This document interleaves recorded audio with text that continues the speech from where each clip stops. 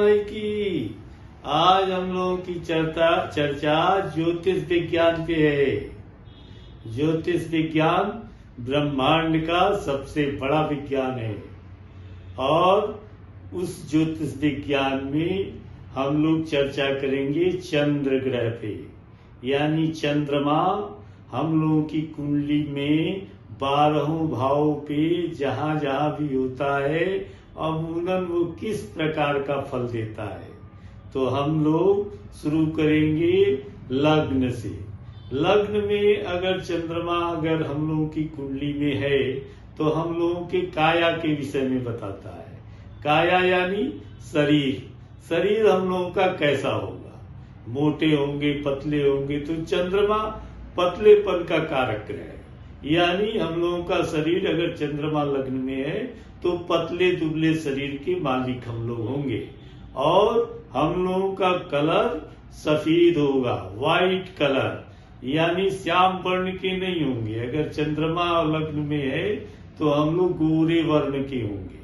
और तीसरी चीज, बहुत लंबी हाइट हम लोगों की नहीं होगी, पतले दुबले और छोटी हाइट, लंबी नाक और पतला चेहरा के स्वामी हम लोग होंगे।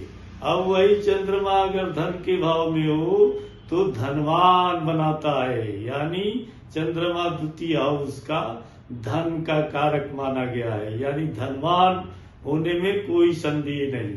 खूब धन, जिस व्यक्ति का चंद्रमा दूसरे हाउस में होगा वो खूब धनवान होगा।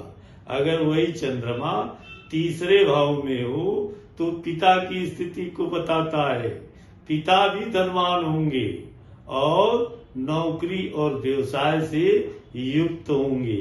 वही चंद्रमा अगर चौथे हाउस में हो तो व्यक्ति के भाग्य को बताता है, यानी व्यक्ति चंद्रमा के कारण भाग्यशाली होगा और जीवन में उसके मौके बार बार मिलेंगे।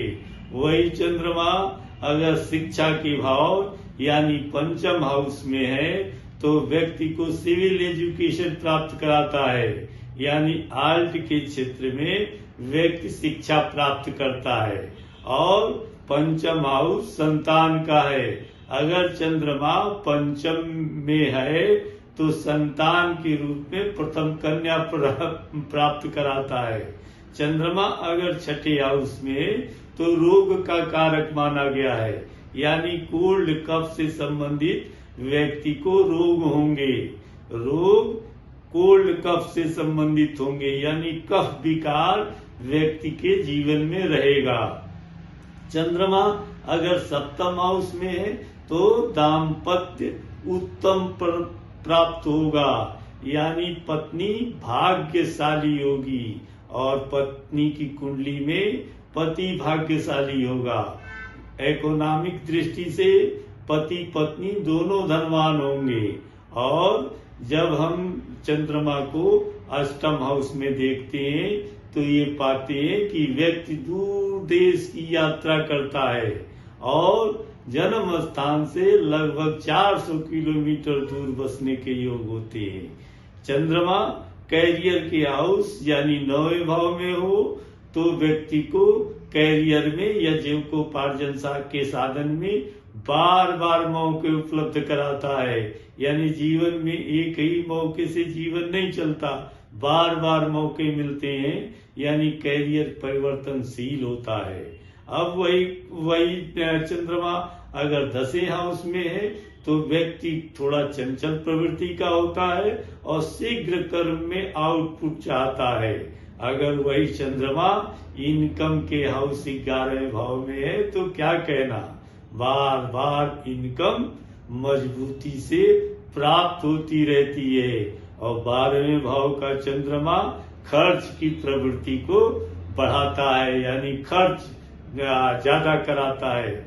जीवन में इनकम और खर्च लगभग बराबर ही चलता है, कभी कभी इनकम से ज्यादा खर्च चंद्रमा 12वें भाव का कराता है। ये चंद्रमा का हमारी कुंडली के 12वें भाव पे फलित है, केवल चंद्रमा का। अब चंद्रमा का केवल फलित देना संभव नहीं है, उसके साथ चंद्रमा किस राशि में है, चंद्रमा कितने अंश का है, चंद्रमा उच्च का है या नीच का है, चंद्रमा पे किसकी दृष्टि है, ये सब चीजें लागू होती हैं। इस पर भी चर्चा हम लोग आगे के वीडियो में करेंगे। लेकिन हम लोग केवल चंद्रमा अगर किसी भी राशि में कहीं भी अगर है तो वो इस तरीके का फल लगभग देता है। जय माई की अगले वीडियो में हम लोग एक नए ग्रह को लेकर और अपनी कुंडली पे उन ग्रहों के 12 भाव पे रखकर